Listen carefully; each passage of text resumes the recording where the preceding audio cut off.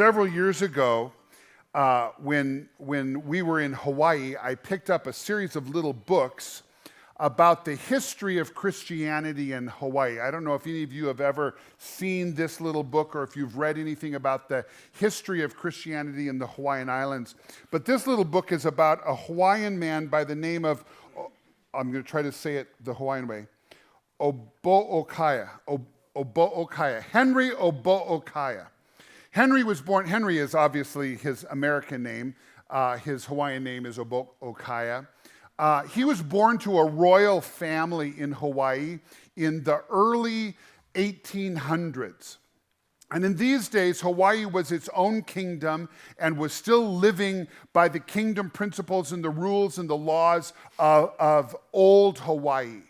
And if you know anything about Hawaiian culture, you know that in those days, they had a whole system of what is known as kapu, K-A-P-U, kapu. And these were taboos, things that were strictly against the law for the Hawaiian people to do. And it ranged from anything from overfishing particular waters to men were prohibited from eating with women. Even if you were husband and wife, you could not share a meal together. If you were in the presence of royalty, and if the royal person's shadow fell on a common person, they would put the common person to death. This was all part of this religious system called kapu. And one of the reasons that they held such strict adherence to these laws was because they believed that if you broke any of these taboos, that the gods of the volcanoes or the gods of the waters would come and would wipe out an entire civilization. Now, of course, this was based on legend because the people had lived in the shadow of the volcanoes and with the probabilities of hurricanes and tsunamis and all of those kinds of things. And they lived in constant fear, believing that these environmental situations that would happen, an exploding volcano or a wave that came up on shore, these were the results of the gods punishing people for doing something that the gods disapproved of. This was the life that this young man, Henry, was born into. Now, he was part of a royal family, but sadly, his mom and dad both died when he was very young, and so he began to be passed around from family member to family member, and his life was very hard. And as a very young person, he watched the penalties of this kapu system be carried out. He watched as his aunt broke the law and ate a meal with a male member of her family, and they pushed her over a cliff as punishment and as a sacrifice to the gods. This young man watched as people in his culture would make sacrifices to try to appease the volcano gods, sacrifices of pigs or other larger animals, and quite often at important times of the year, they would offer human sacrifices to the gods. And young Henry was miserable and did not like at all what was happening. His whole life was very difficult, partly because of this system, this religious system he lived in, and partly because his family had died and he really had no belonging. So, when an American ship moored in the harbor of the island that he lived in, he was presented an opportunity to become a deckhand and leave Hawaii, and he jumped at that opportunity. He didn't know where he was going. He didn't know what life would hold for him. But eventually the ship returned and he settled in the state of Connecticut in New England, early New England in the United States. As Henry settled into his life in the United States, he met some people of faith. He eventually came to live with a pastor and his family who introduced him to Jesus. And after some studying of the Bible and some deep soul searching and praying and reaching out to God, he fully embraced Jesus as the one true God, and he became a dedicated Christian. And he gave his life to learning to speak English, to read and write. And in the latter part of his life, he developed an alphabet for the Hawaiian people. And his vision was that he and a group of missionaries would go back to Hawaii to bring Jesus to his people in the Hawaiian Islands. Now, tragically, Henry caught an American disease that he had no immunity to, and he died when he was very young. But before he died, he wrote his memoirs and expressed, it was like a love letter to his Hawaiian people, encouraging them to receive Jesus as the one true God. Now, because of his life and his testimony and his dramatic conversion to Jesus, the people in New England had a fire lit in them to go and bring Jesus to the Hawaiian Islands. And so it wasn't long after Henry's death that a group of missionaries set sail. If you can imagine this, in those days there was no Panama Canal, so they had to sail all the way south around the tip of South America and then back up north to get to the Hawaiian Islands. I don't even know how long it took them to get there. But when they got there, the missionaries were surprised to see large fires burning on the islands. And they were a little bit alarmed, wondering if there was like some kind of war going on or whatnot. What they didn't know was in those intervening years, since Henry had left the islands until the present time, the Hawaiian people had been through a spiritual revolution of their own. King Kamehameha II had begun to suspect that all of the Kapu laws were just legends that weren't really real. Everybody was frustrated with all this rule keeping and the murder of human people that violated any of those rules. And King Kamehameha II, once he became king, decided he was going to start testing the laws. One of the first things he did is he had a big royal dinner with his wife. I can't even begin to say her name because they're all these long Hawaiian names. He had dinner with his wife, and it was like he was shaking his fist at the volcano gods. Because the legend was, if you violate the Kapu, the gods are going to wipe out your entire village.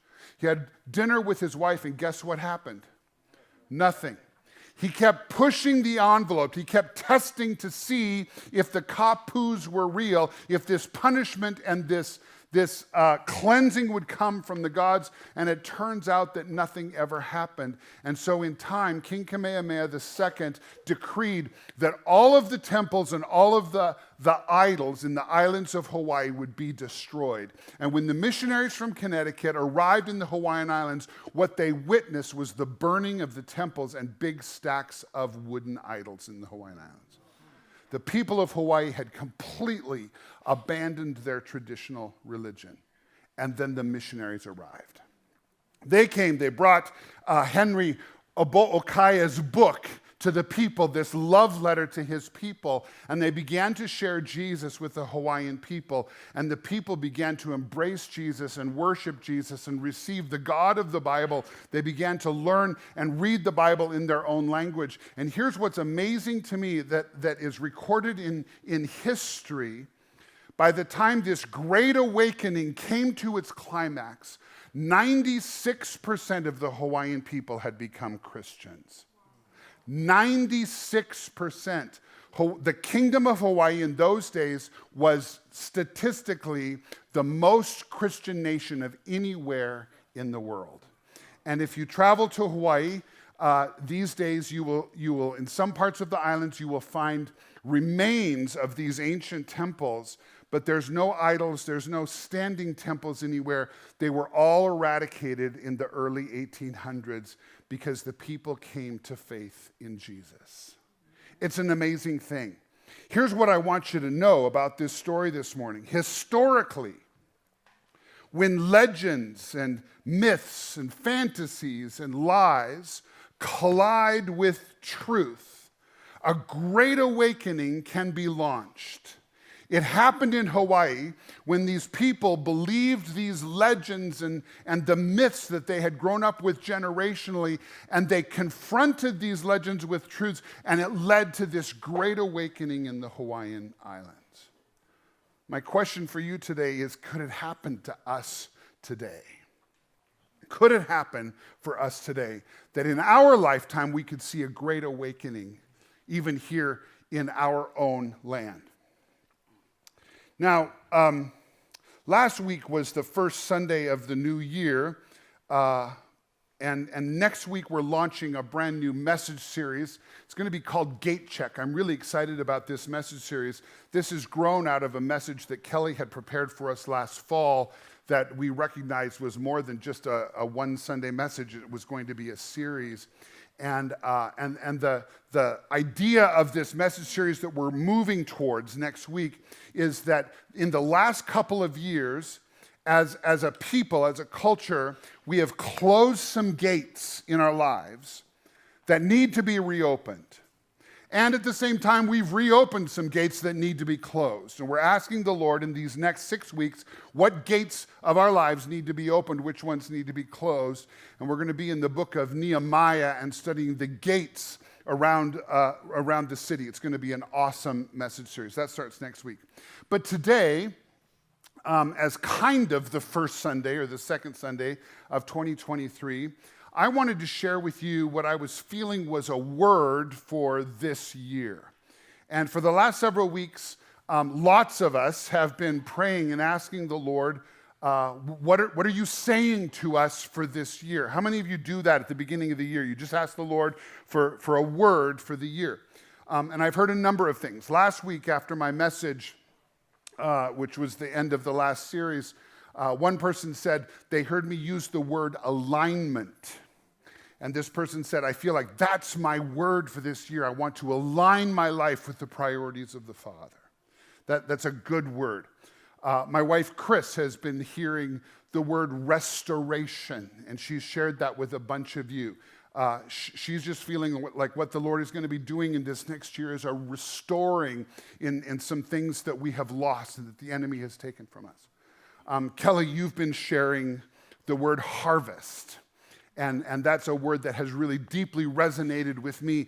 And I think Kelly and I, in the future, I'm sure we'll be sharing on that topic. And this week, as I was praying, there was a word that came to my attention that I felt like was the word that I wanted to share with you today. And it's the word truth. Truth. I was actually listening to a political podcast early in the week. And this particular podcaster, who I would describe as a culture watcher, this is somebody that's paying close attention to what's happening in our culture. His podcast this week was about the coming year. He was saying that in this coming year, 2023, our world is going to begin colliding with truth. Our world is going to begin colliding with truth. He said that in his mind, he sees it kind of like the rumblings that the people on the Titanic must have felt when the bottom of that ship began to rub against that iceberg. He said he believes that many people in our culture today are beginning to hear the rumblings of this coming collision with truth, because so many people have abandoned truth in their lives. And to me, when I was listening to this podcast, I felt this resonance in my spirit, and I'm like, God, is this what you are saying to us this year? That there is a coming collision with truth. If you've watched the news this week or read papers or podcasts or whatever, you've probably heard somebody recognizing the passing of the previous Pope, Pope Benedict the 16th. Do you remember? He was called God's Rottweiler. Did you remember that? Now, this isn't the current pope. The current pope is still alive. This pope actually resigned when he felt like he couldn't carry out the duties of his office. But he was known as God's Rottweiler. Why? Because this pope, Pope Benedict, was a defender of truth in a culture of moral relativism. The theme of his whole life was truth. He stood for the truth. He spoke the truth. He championed the truth. In fact, this is one of the things that he said when he was speaking to bishops in the United States. He said this very famously. He said, the church in the U.S. is called, in season and out of season, to proclaim a gospel which not only proposes unchanging moral truths, but proposes them precisely as the key to human happiness and social prospering. Now, I don't agree with everything that the Pope says, don't get me wrong. But I thought this was a really interesting thing that made it into the news this week. That truth, unchanging moral truths are the keys to human happiness and social prospering. And I think that's really interesting because many of these keys are truths that are passed down generation to generation to generation, but we live in a generation that believes that the old ways are silly ways and irrelevant ways. Do you know what I'm talking about? Today we are told by people that think they know better that rules are random, that morality is subjective, that here in 2023, we are so advanced that we are free to shake off anything that might feel oppressive because we're so wise in 2023. In fact, our leading educational institutions are telling us, and this is a quote, leading educational institutions are saying we can build a new universe based on our own reasoning, unbound from rules and roles that have been passed down to us. This is what are being taught in places like Harvard and other leading educational institutions. And I would say, again, this morning, when legends, myths, fantasies, and lies collide with the truth, a great awakening can be launched. And I believe that maybe this great awakening is going to begin to be launched in the year that is ahead of us as we begin to collide with the great truths that have been handed down to us. So what I want to challenge you with today is just very simple. Friends, get ready. Get ready for the truth collision that is coming.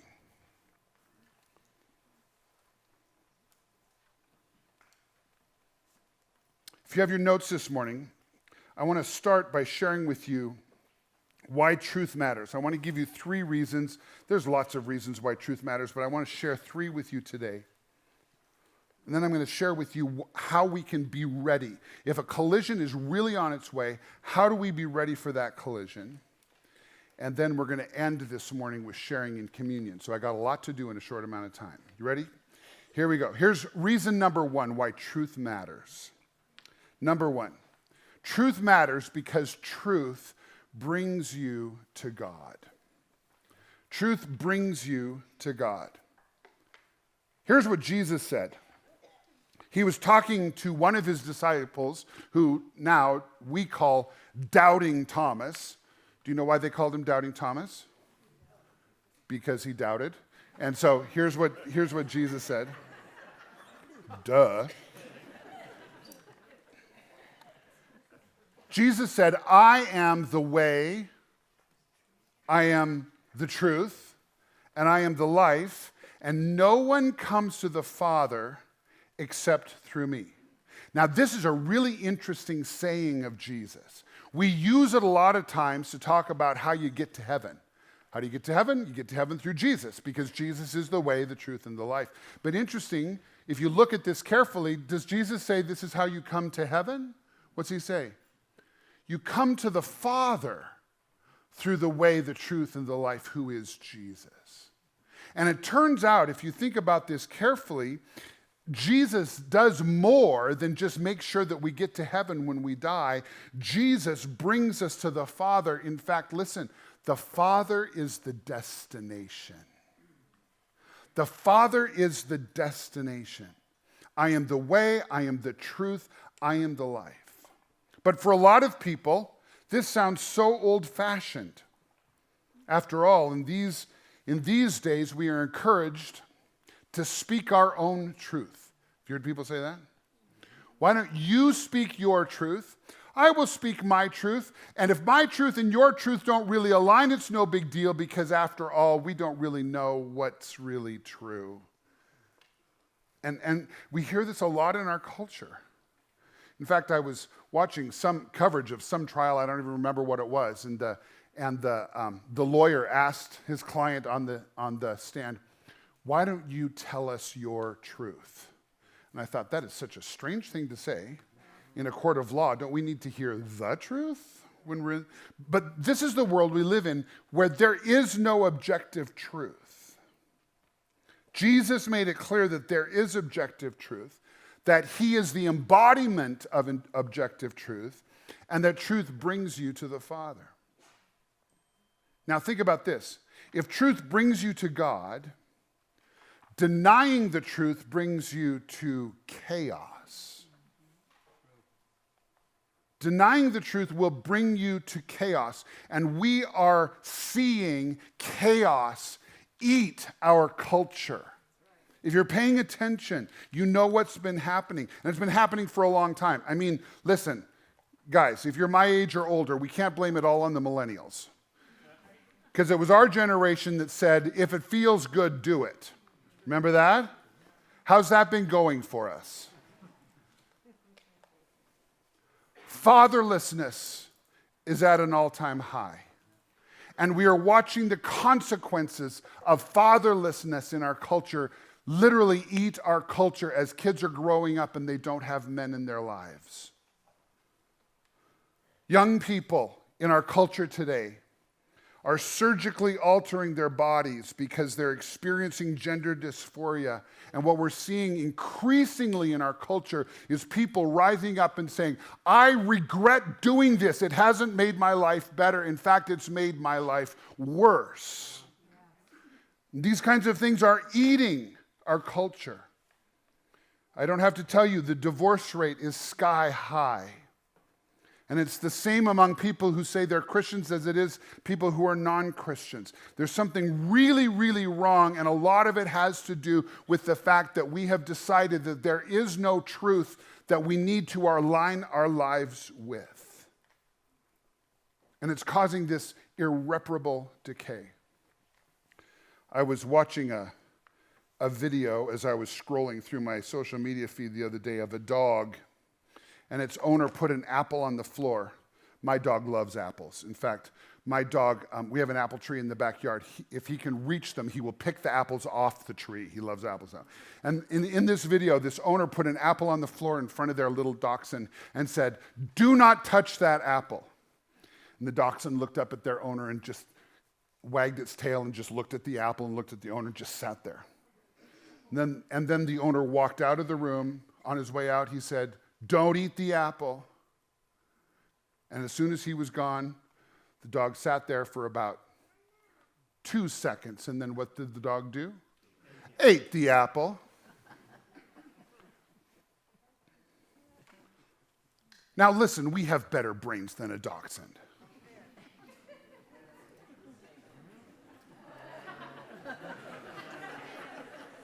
You don't believe me?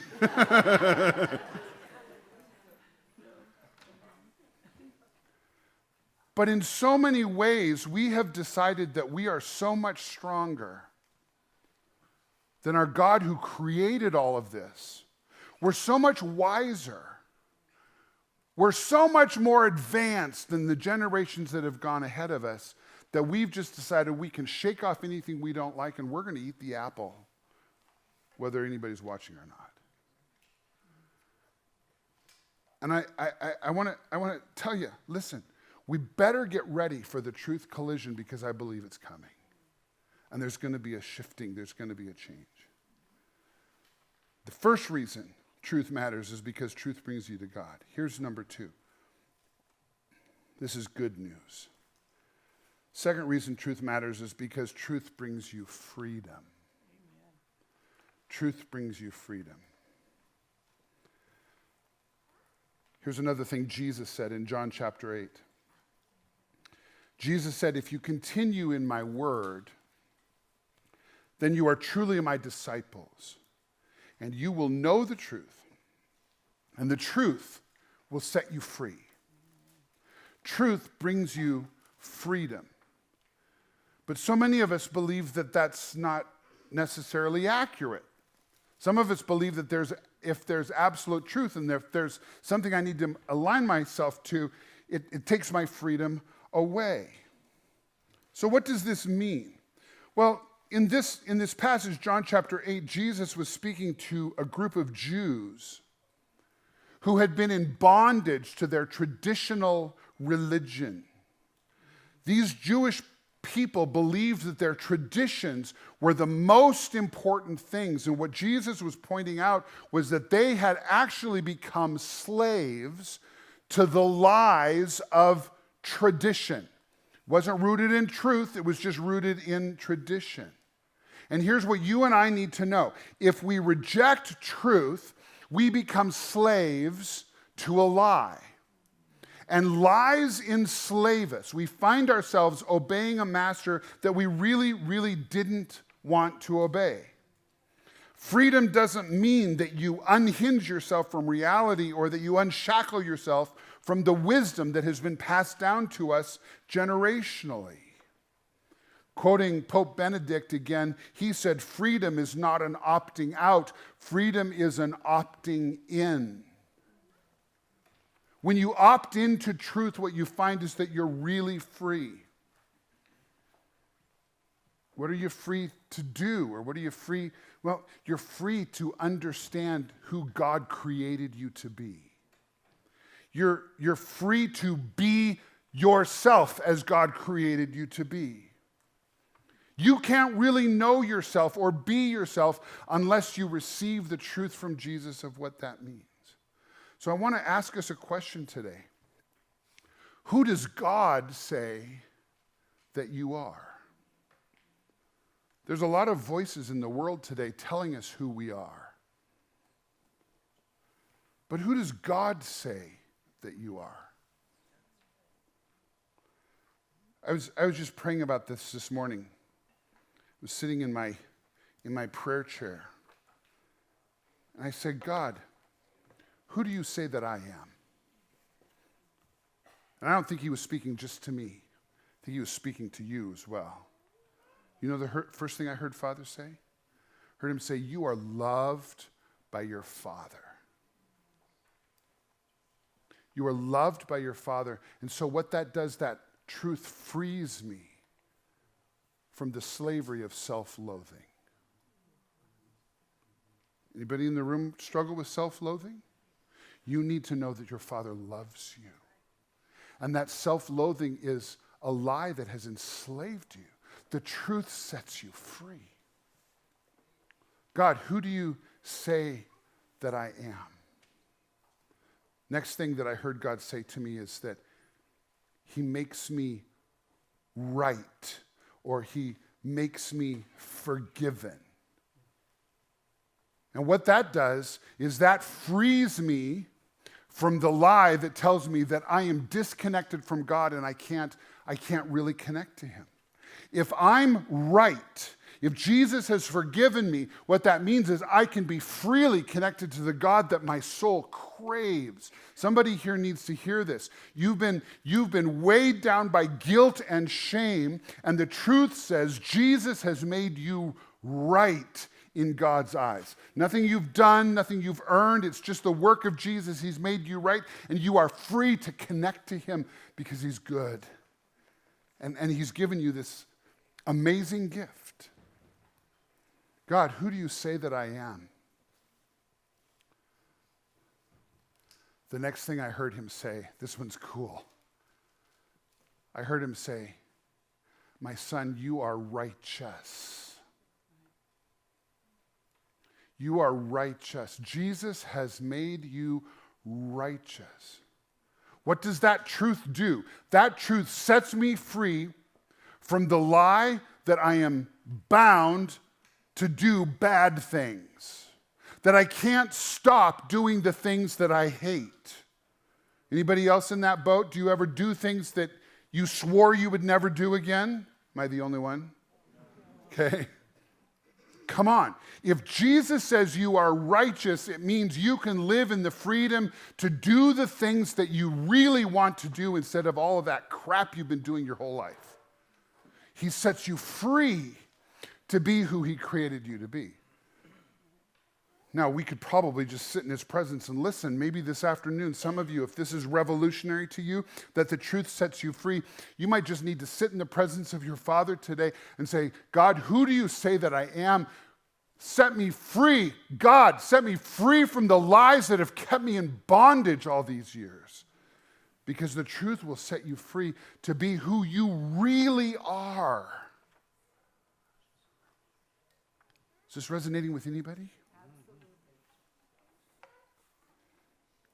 Jesus said, you will know the truth, and the truth will set you free.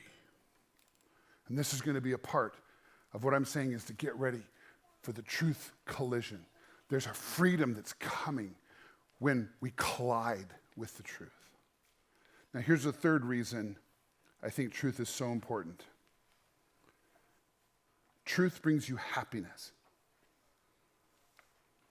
Truth brings you happiness. If you have a Bible with you, would you turn to the book of Proverbs? It's just about right in the middle of your Bible. If you've got a paper Bible, you might land in Psalms, and then you can go a little bit to the right to get to Proverbs. Or if you've got an electronic Bible, it's easy to find. I want you to see Proverbs chapters 9 and 10. I don't have the time this morning to read everything, but I want you to see it on your page. Proverbs 9 and 10. Proverbs 9 is a great chapter in the Bible. And if you just kind of scan down Proverbs chapter 9, what you'll see is that there's a part in the beginning that talks about wisdom. Wisdom is an Old Testament word that is similar to truth. It's not exactly the same, but truth and wisdom are interrelated.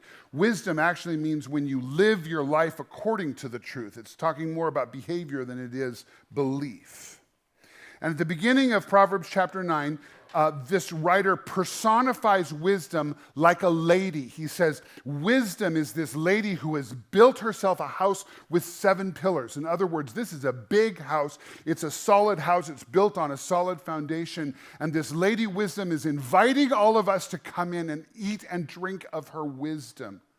And the implication of this section of this chapter is if you will absorb wisdom, eat and drink wisdom, and let that guide your life, you're going to be set on a firm foundation.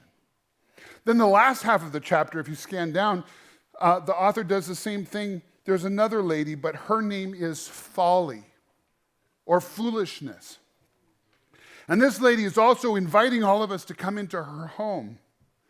And she wants us to come and eat and drink deeply of her foolishness. And this is what she says in verse 17. I think it's so significant. If you've got your Bible open, you can see it. Folly says, stolen water is refreshing. Food eaten in secret tastes the best. In other words, what Folly is doing is she's inviting us to come in and do stupid things because it feels good and it tastes good. Have you been there? Okay, lots of us have. But the next verse is so important. It says, little do these people know that go in to the house of folly, that dead people are there. Her guests are in the depths of the grave. In other words, what this chapter is saying is that if you live your life wisely, there's goodness coming to you. If you live your life foolishly, there's nothing but death and destruction coming to you. Now, sandwiched in the middle of these two stories are these very important verses, and these are up on your screen. Tells us what wisdom is. Verse 10, fear of the Lord is the foundation of wisdom. Knowledge of the Holy One results in good judgment. Wisdom will multiply your days and add years to your life. Oh, isn't that good news?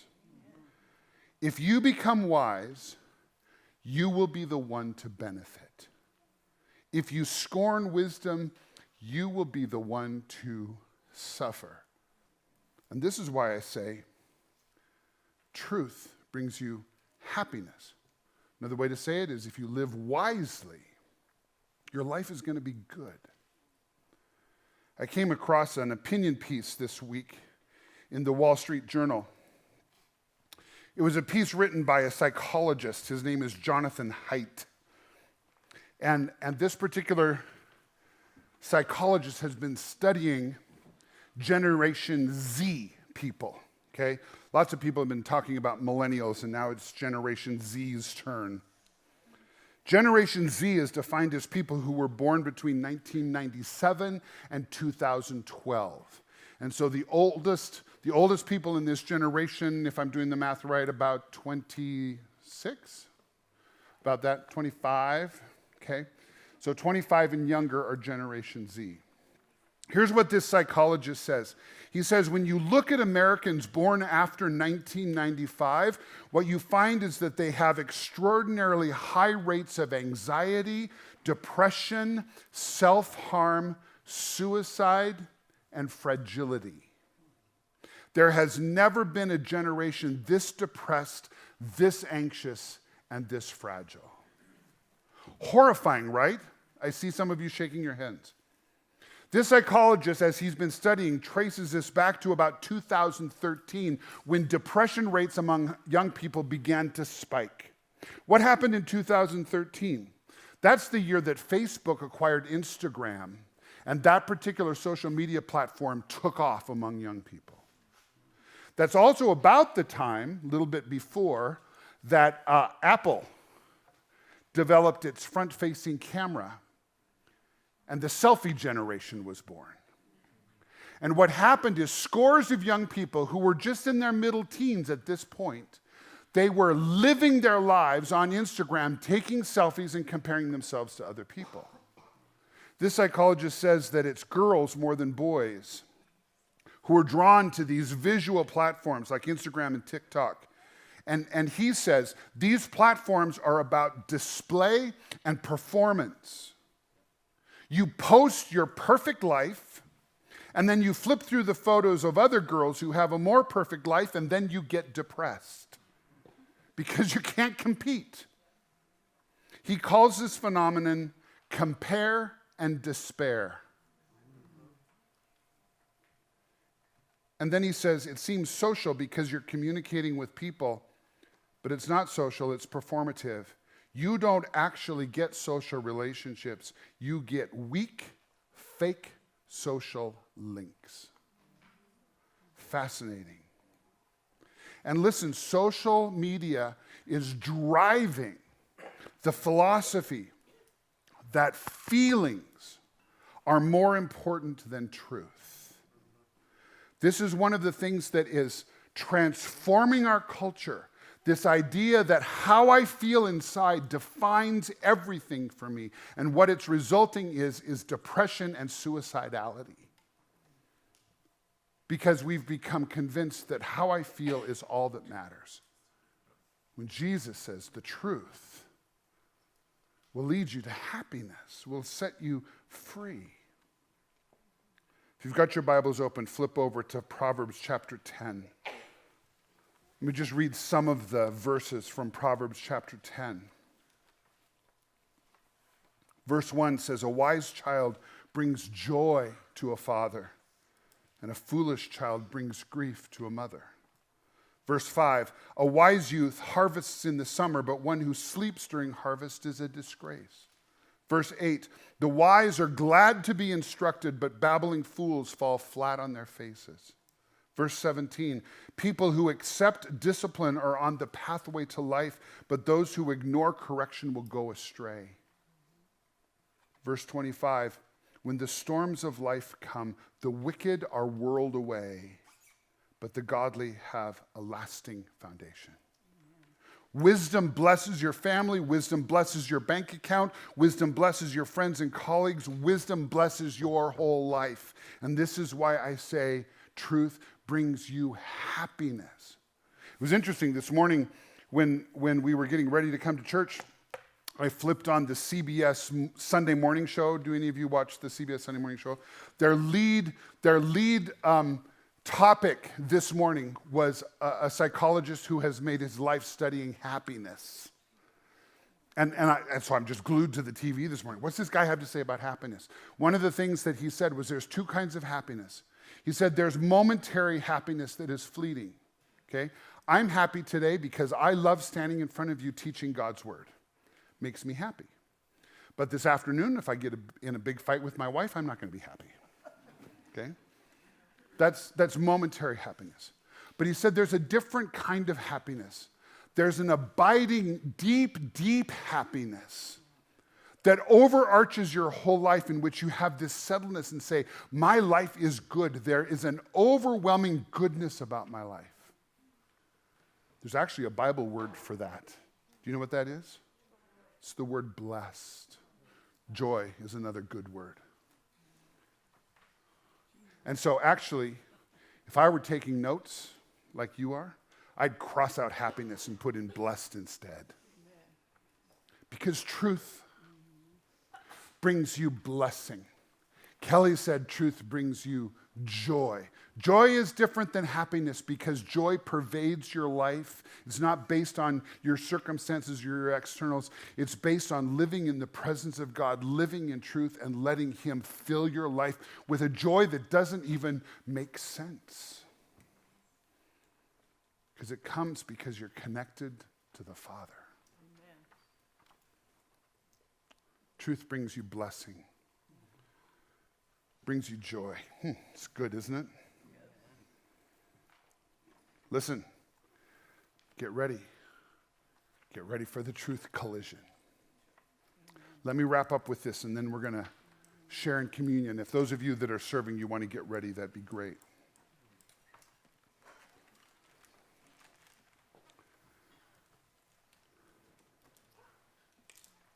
I mentioned earlier in my message that I was listening to a podcast that was talking about truth. Got me thinking about it all this week. This particular podcaster used to say, I don't hear him say it very often anymore, but he used to say, facts don't care about your feelings. Used to bug me whenever he'd say that because it's so insensitive. And I know that Jesus does care about your feelings. And if it's true that our culture is on a collision course with truth, then we've got to get ready to help people find hope and healing. When I say get ready for the truth collision, what I want us collectively to do is get ready to help people find hope and healing. Because we've got a lot of people in our lives, right here in the Gallatin Valley. You've got family members, you've got coworkers who are living in despair and depression, and they've ruined their lives because they've walked away from truth. And when they collide with truth and realize that nothing is going well for them, they've got to make a change. What's my responsibility? I stand in the gap to bring them hope and healing because I know the truth. Friends, you know the truth. And so when people come to you and say, Mama, what do I do? You've got to be ready to bring them hope and healing. Here's what the Bible says. This is how we do it. Rejoice with those who rejoice and weep with those that weep. Listen, if we just look down our noses and say, truth doesn't care about your feelings, doesn't help anybody, just makes them feel shame and isolation. We just lost the lights. Oh, I think it's you, Tyler. I think you just leaned on the light switch. Too much light. There we go. There we go. Can we be people who just weep with those who weep? Weep with those who weep. Here's another great verse from the New Testament about what we do. Brothers and sisters, even if a person is caught in any wrongdoing, you who are spiritual are to, say the word, restore such a person in the spirit of gentleness. Each one looking to yourself so that you aren't tempted as well. Next slide, if you would, please. Bear one another's burdens and thereby fulfill the law of Christ. Get ready, because you and I are going to help people find hope and healing when they collide with the truth. Are you ready? Are we ready? Love and gentleness and compassion. It's what's going to make all the difference in the world.